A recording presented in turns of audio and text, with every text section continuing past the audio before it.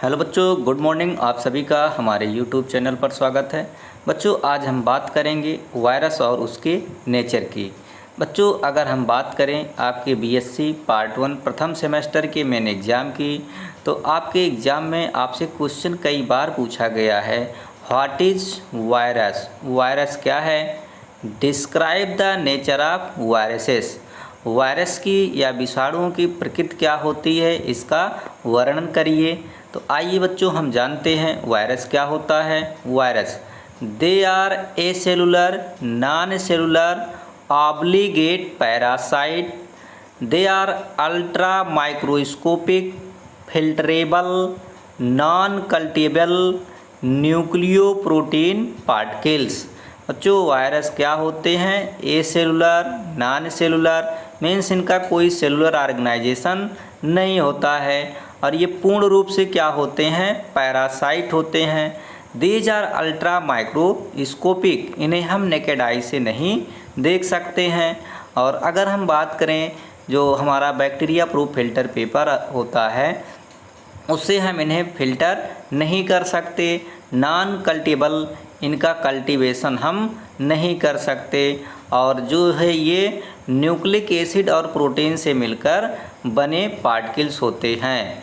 अगर हम बात करें बच्चों डिस्कवरी की, तो the virus is discovered by first time Dmitri Ivanovsky in 1892। बच्चों, अगर हम वायरस के डिस्कवरी की बात करें, तो सबसे पहली बार जो है 1892 ईस्वी में इवानोस्की के द्वारा तंबाकू के पौधे से एक वायरस की खोज की गई, जिसे हम टोबैको मोज़ेक वायरस के नाम से जानते हैं। और ये वायरस जो है बच्चों, तंबाकू के पौधे में टोबैको मोज़ेक डिजीज़ को जन्म देता है। बच्चों, अगर हम बात करें क्रिस्टलाइजेशन की, तो वायरस का जो फर्स्ट क्रिस्टलाइजेशन किया गया वो WM स्टैनले के द्वारा 1935 में किया गया। मतलब इनका क्रिस्टलाइजेशन 1935 में WM स्टैनले नाम के वैज्ञानिक के द्वारा किया गया। बच्चों, आपसे क्वेश्चन भी कॉम्पिटिटिव एग्जामों में पूछा जाता है कि हु क्रिस्टलाइज या who isolate and crystallise viruses. तो आप याद रखेंगे WM स्टैनले ने जो है पहली बार वायरस का क्रिस्टलाइजेशन किया था। आइए बच्चों, जानते हैं नेचर ऑफ वायरसेस के बारे में। They are connecting link between living and non living. बच्चों, अगर हम नेचर ऑफ वायरस की बात करें, विषाणुओं के प्रकृति के बारे में बात करें, तो बच्चों ये कनेक्टिंग लिंक होते हैं, संयोजी कड़ी होते हैं लिविंग और नॉन लिविंग के बीच की। बच्चों, अगर हम बात करें तो आपसे क्वेश्चन पूछा जाता है, सजीव और निर्जीव के बीच की संयोजी कड़ी किसे कहा जाता है? तो आप याद रखिएगा, वायरस विषाणुओं को जो है निर्जीव और सजीव के बीच की कड़ी कहा जाता है। बच्चों, ये डुअल कैरेक्टर शो करते हैं, जैसे कि characters of living and characters of non living. तो आइए देखते हैं इनके कौन से कैरेक्टर्स हैं जो इन्हें लिविंग बनाते हैं। They can multiplied inside hostel.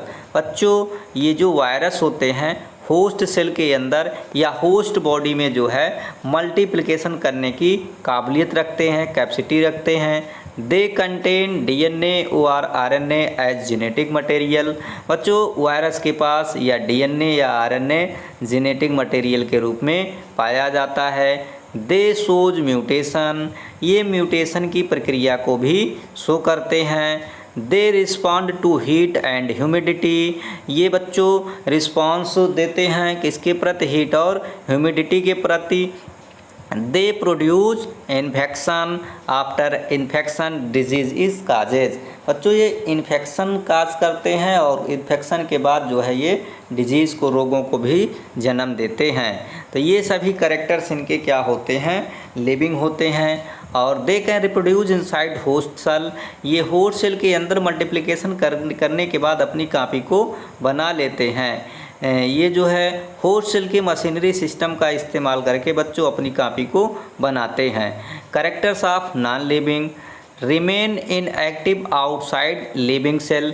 बच्चों ये आउटसाइड जब होस्ट हो जाते हैं तो क्या हो जाते हैं, इनएक्टिव हो जाते हैं। Do not shows growth, development, reproduction, nutrition.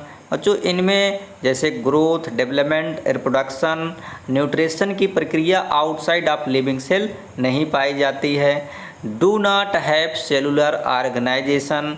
बच्चों इनके पास सेल ऑर्गेनाइजेशन नहीं होता है, कोई भी सेलुलर ऑर्गेनाइजेशन लेवल नहीं पाया जाता है। Do not shows cell division, can be crystallise. ये सेल डिवीजन को भी नहीं शो करते हैं और इनका क्रिस्टलाइजेशन किया जा सकता है।